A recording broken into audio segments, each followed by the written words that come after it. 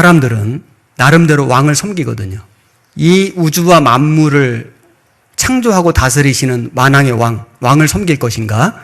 아니면은 이 세상을 다스리는 왕을 섬길 것인가?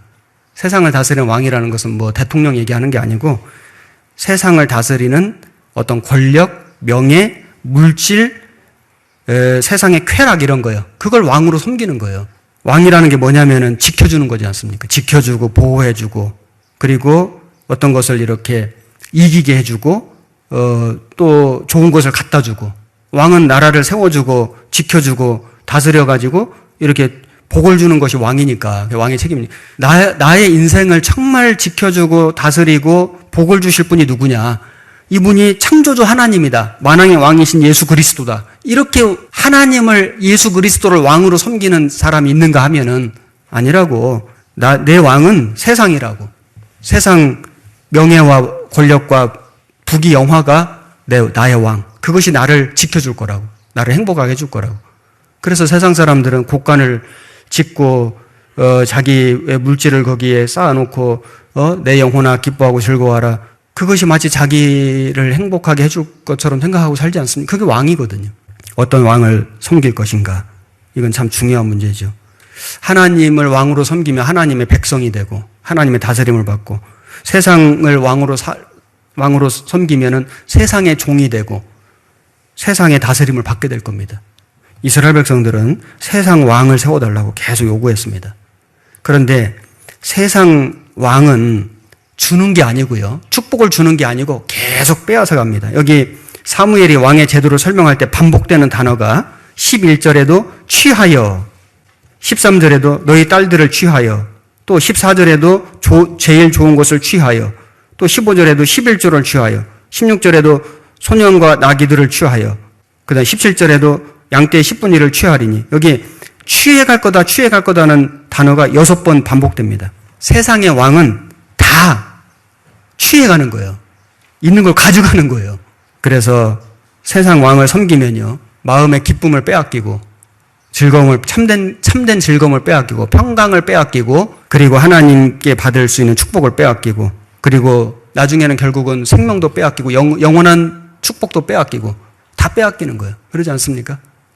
지금 얼마나 많은 사람들이 하나님을 알지도 못하고 알고 싶어 하지도 않고 세상을 왕으로, 세상의 것들을 왕으로 삼고 다 빼앗기고 살지 않습니까? 결국은 완전 멸망입니다. 그런데 하나님은 취하시는 분이 아니고 하나님 주시는 분이잖아요. 우리에게 이 우주와 만물도 주셨고 생명도 주셨고 호흡도 주셨고 그리고 우리에게 영생도 주셨고 그리고 진정한 기쁨도 주셨고 진정한 즐거움도 주셨고 영원한 나라 천국도 주셨고 영원한 영광도 주실 것이고 주시는 분 아닙니까? 그런데 그 주시는 하나님을 왕으로 삼으려 하지 않고 빼앗아가는 세상 왕을 왕으로 삼으려고 하는 거예요. 구원받은 그리스도인은 이스라엘 백성들처럼 세상 왕을 요구하면 안 됩니다. 이스라엘 백성들이 이렇게 말했잖아요. 아까 읽은 19절을 다시 보시면은 백성이 사무엘의 말 듣기를 거절하여 가로되 아니로소이다. 우리도 우리 왕이 있어야 하리니 우리도 열방과 같이 되어 우리 왕이 우리를 다스리며 우리 앞에 나가서 우리의 싸움을 싸워야. 제가 뭘 강조했습니까? 우리. 이거 눈치 못 채시면 안 되는데 여기 우리라는 말이 계속 반복되지 않습니까? 이 자기중심인 거예요. 자기중심.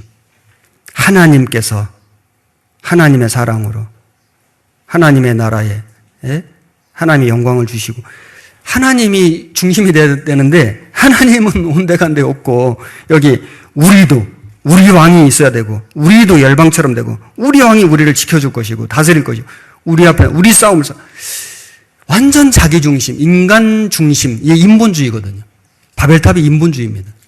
사람의 힘으로 성과 대를 쌓아서 흩어짐을 면하자. 하나님 필요 없고 우리 힘으로 이제 홍수 같은 심판 와도 우리는 면할 수 있다. 이거 완전 인본주의. 신본주의가 아니고 인본주의.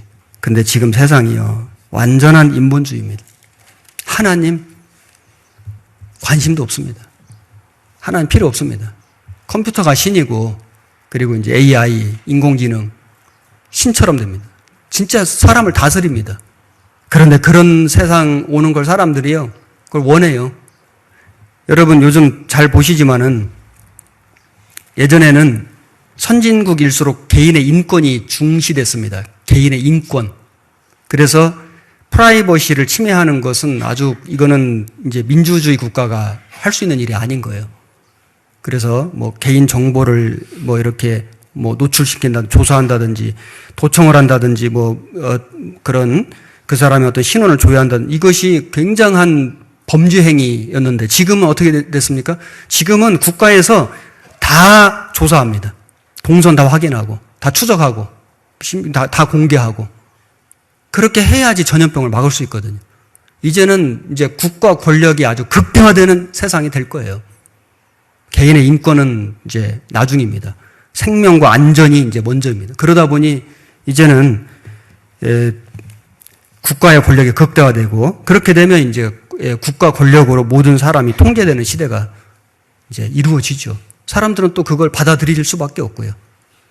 완전한 인본주의, 세상의 왕이 다스리는 세상의 방법으로, 세상의 수단으로, 세상의 과학으로, 컴퓨터로 세상을 다스리는 그런 세상이 지금 다 됐지 않습니까? 하나님은 온데간데 없습니다. 관심도 없습니다. 찾지도 않습니다. 그런데 구원받은 그리스도인은 이스라엘 백성들처럼 또 이 세상 사람처럼 불신자들처럼 그렇게 생각하거나 그렇게 살아서는 안 됩니다. 우리는 세상의 왕을 구하면 안 되잖아요.